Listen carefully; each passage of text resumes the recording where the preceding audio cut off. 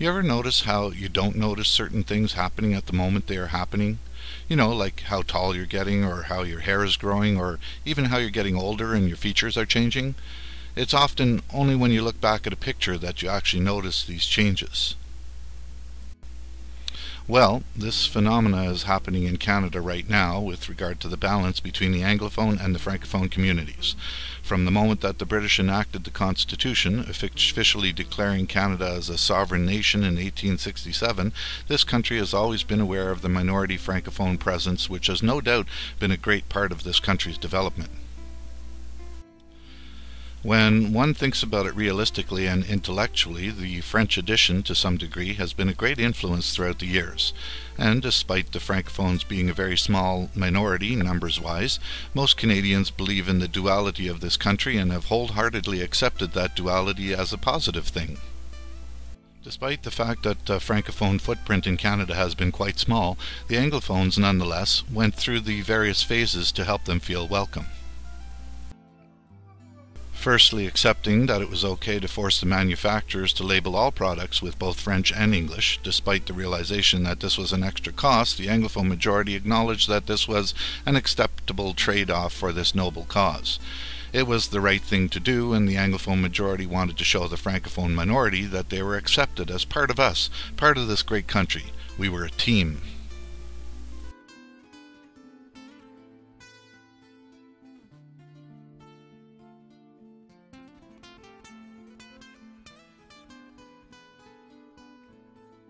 The next thing after the French labeling was the Official Languages Act, the OLA, when Trudeau said, "This statute will provide equality of the two languages in all areas where the citizens of Canada have to communicate with the government, with Parliament." This cleverly worded proclamation basically said that the government and the Parliament would extend its services to both languages, the English and the French, in Canada. This was yet another gesture that was accepted by the Anglophone majority in the name of demonstrating to the Francophone minority that they were accepted and welcome, and we're all on this journey as a team, together. From that point forward, and for many years onward, the minority Francophone presence served as a great balancing act in the matter of how Canada developed as a country. Only one small problem. It seems that some were accepting all of this nationalism in one way, while others were accepting all of this nationalism in yet another completely different way altogether. Taking a moment now to look at the proverbial after-the-fact photograph, we clearly see that throughout the many years of Canada's development, one side was marching to the beat of a behind-the-scenes slow and incessant struggle for ultimate control, while the other side was offering up deeds of kindness and acceptance to show that there was a move towards fairness, equality, and an attempt to bring all Canadians together as a team. This difference was highlighted when the FLQ decided to kill people in the name of Quebec independence, and then again when René Lévesque called for the first referendum to separate Quebec from the rest of Canada. At this point, Canadians seemed to take stock in the idea that maybe the actual reality was not what it seems. Maybe the reality was staring us in the face the whole time. It was around this point in history that many started to notice that there really was two different, very distinct peoples and two very distinct ways of looking at the development of this country over the past several years.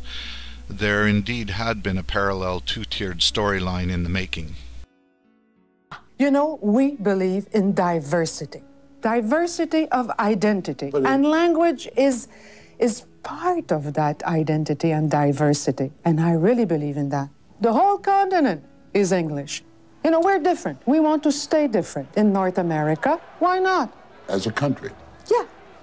Yes. Not as part of Very Canada? enthusiastic about this. Not as part of Canada? No. You want out? Yes. This realization should have been the wake-up call for the Anglophones, being confronted with strong-arm tactics and a people that seem to be saying, "Hey, we don't care how much you show us we are part of this team, and we don't care if you bend over backwards pressuring large corporations into providing French and all packaging.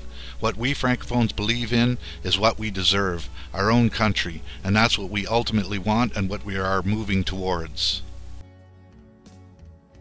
Of course, the reality of such a way of thinking would either entail that the Francophones have have the province of Quebec as their own country, or, as another alternative, they would just simply take the whole of Canada and rule over it. Is in Montreal. Be master in your own house, he told the Quebecois, but let that house be all of Canada.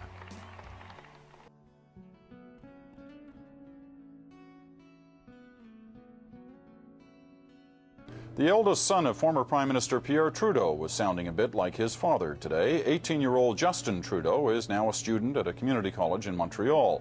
It's one of many Quebec colleges gearing up for a referendum next week on the question of Quebec's place in Canada. Justin's position is clear. Arguing the federal case at Collège Jean Brébeuf today was the son of its most famous alumnus. Le Canada ne chie pas sur le Québec.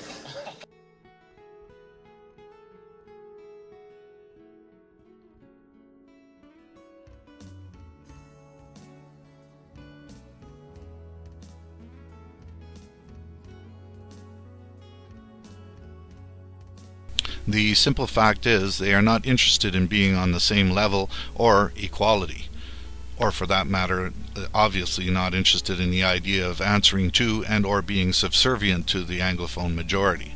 This is perhaps where the Anglophones should have just accepted that wake-up call for what it was, a matter of truth and reality. Yes, this is the point where the Anglophones should have realized what we see happening today, that no matter how much is offered and how close we believe we are headed towards equality, none of it will ever be enough for the Francophones. It will never give the Francophones what they ultimately and truly want, and that is a country within which they can be the masters of their own destiny, a place where they can decide for themselves what the journey will be and down what path that journey will take. That is what they want. There's no doubt about it. The only unanswered question at this point is whether they will accomplish this goal at the helm of their own newly minted Nation de Quebec, the former province of Quebec, or as the dominant new leaders of the newly reconquered Canada, along with all the powers of the federal system to go with it. This is where the majority Anglophone side of this historical moment must decide whether it is prudent to keep on dreaming that the French and Quebec really want to be part of a united Canada, or finally accept the truth that lays clearly before them that no matter what, the French will never be happy until they are the ones that determine their own cultural fate.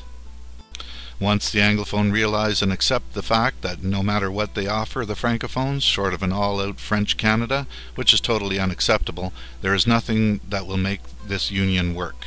That being said, the next decision will be whether we want to forfeit the province of Quebec or allow the Frenchification of Canada to continue to the point where the Anglophones are second class, and that seems an easy decision. Thus, the answer seems clear. The future steps seem predefined. If Canada is to remain a British-English colony and the Francophones are to reach the ultimate goal, which they have made very clear is the absolute must to them, then what must be done just must be done. In the name of saving the rest of Canada, the province of Quebec must be detached and handed over to the French. As pointed out at the beginning of this rant, the Anglophones tried being fair and tried to include a French presence in Canada, but at every turn the French wanted more and more.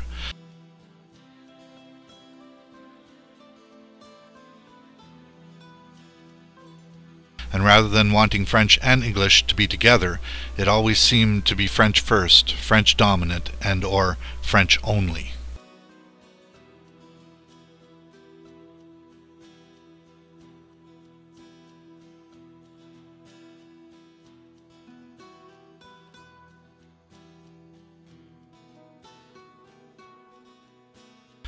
Therefore, if the Anglophones continue to pretend this incessant push towards Frenchification does not exist, they risk losing more than just a province.